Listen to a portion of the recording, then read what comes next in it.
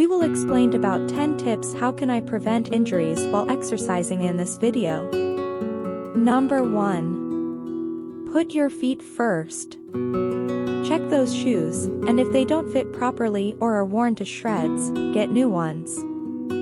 Ideally, those fitness shoes should be less than 6 months old, Secker says. And, of course, use shoes designed for the activity you're doing. Number 2. Get to know your equipment. Haven't used the treadmill in ages, if at all, or don't know how to set yourself up properly on a bike, whether it's indoors or out. Prevention starts with acquainting yourself with any equipment that you're using, Froer says. Number 3. Safety-proof your indoor environment. Not having enough space or having objects in your way can make injury more likely, Secker says. To that end, make sure you have plenty of space around you to move, especially if you're using a cardio machine. You can easily fall or trip on that machine and bump into things around you. Then clear the space, which means making sure you don't have gym equipment, cords, even your kids or pets around you to cause you to trip. Number 4. Consider hiring a trainer. This may have been easier before the pandemic, but many trainers offer virtual sessions, which can be a good option. That trainer can help you learn proper technique for specific exercises, especially if you're doing strength training, Secker says. Number 5. Do a dynamic warm-up. Regardless of your fitness level, a warm-up with drills that incorporate muscles you'll be using during your workout is a must.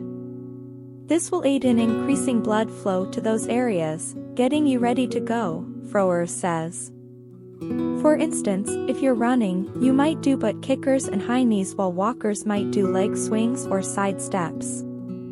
Spend 10 to 15 minutes doing dynamic moves if you're running, 5 to 10 minutes if you're walking. Number 6.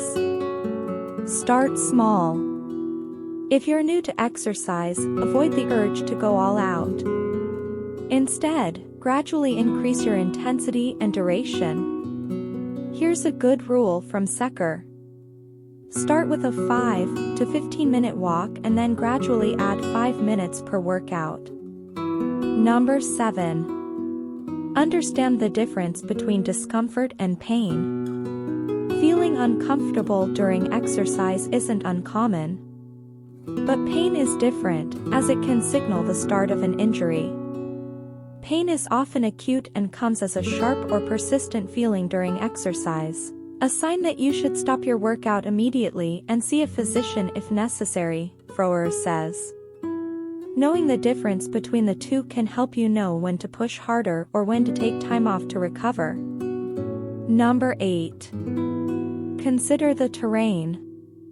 Exercising outdoors can be fantastic for the mind as well as the body.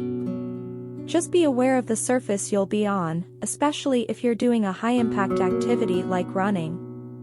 Different terrain can be easier on your joints, Froer says. For instance, if you're running, a softer surface like a trail might be easier on your body than the road. Number 9. Pay attention to your surroundings.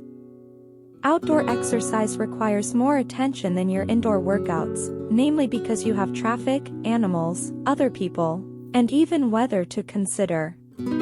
Each of these have the potential of causing injury, Froer says, adding that in this time of physical distancing, respect others by staying at least 6 feet from them. And that music you love listening to as you sweat? Good call, but keep in mind the danger it can pose when riding or cycling outside, as you won't be able to hear if there's a problem or safety concern nearby. Number 10. Choose a class appropriate for your fitness level. Using a streaming fitness site? While they certainly come with benefits, make sure you're choosing classes that's designed for your fitness level, Secker says.